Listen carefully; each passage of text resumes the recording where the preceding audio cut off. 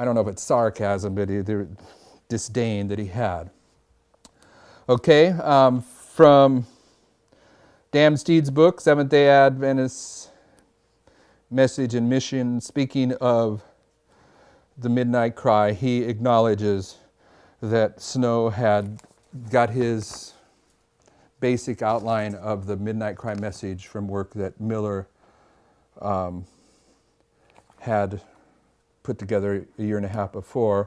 Passing over that one because of time, go to the next one from Damsteed, from Message and Mission, page 96. It says, "For months, Snow's calculations aroused little attention."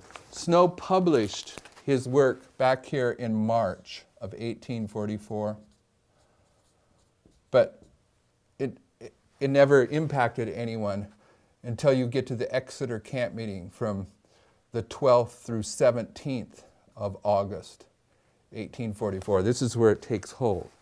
That's what Damsteed's saying here. "For months, Snow's calculations aroused but little attention. At the Exeter camp meeting, August 12th through 17th, 1844, however, his exact date for Christ's return stirred many Millerites with an enormous enthusiasm, bringing their missionary endeavor to a peak. Their response as a whole came quickly to be known as the Seventh Month Movement.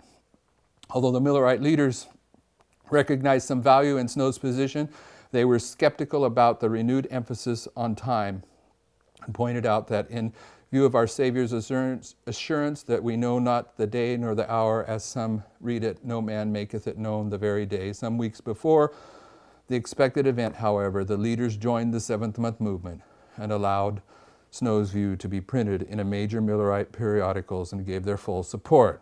Okay, those that formerly led in the work were the last to receive it. What are we doing here? Well, we're doing this. Sister White has a vision, her first vision, where she sees God's people on a path going to heaven, and there's a light behind them that sheds light all along the way, and it's called the Midnight Cry. The Midnight Cry message, what Samuel Snow presented,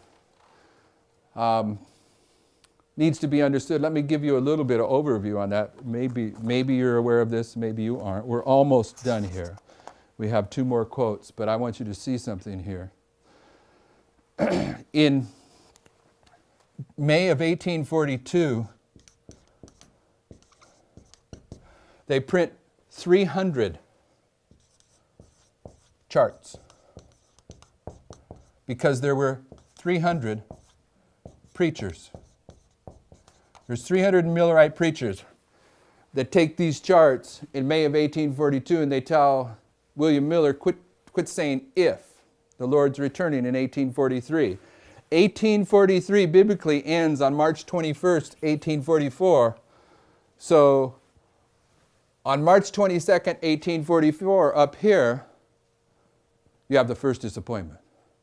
What do? Well, one of the things they do is they set this chart aside. No chart now, because 1843's passed. They quit using the chart. And what happens to their movement? A whole bunch of people leave the movement. What happens to their zeal? Well, it's taken out of their cells. Okay, now they're waiting. Blessed is he who comes to the first disappointment, 1843, the 1335. Blessed is he who comes here and waits. Some of them don't wait. Some of them turn against the message. Okay, there's 2 classes developed at this disappointment. Those that wait, now they don't have any chart. But they're going to come to understand that the same evidence that led them to predict 1843 then proves 1844. They're going to come to understand that. But at the midnight cry, what Samuel Snow's message does is it doesn't simply allow them to predict 1844. He predicts October 22nd, 1844, because the Day of Atonement is on the 10th day of the 7th month. And the 10th day of the 7th month in 1844 was October 22nd. At this camp meeting, at the Exeter camp meeting here, he brings the arguments that show, no, the Lord isn't just coming in 1844. He's coming on October 22nd, 1844. And this is what impels them to go proclaim this message. There's a nice passage where by Joseph Bates that fits in here nicely.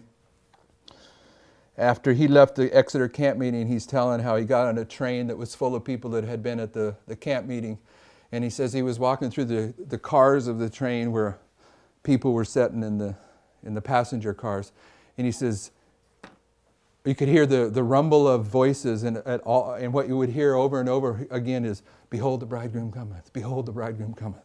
That's all everyone was talking about when they left the Exeter camp meeting. And we've already read, this movement swept over the United States in 2 months, okay?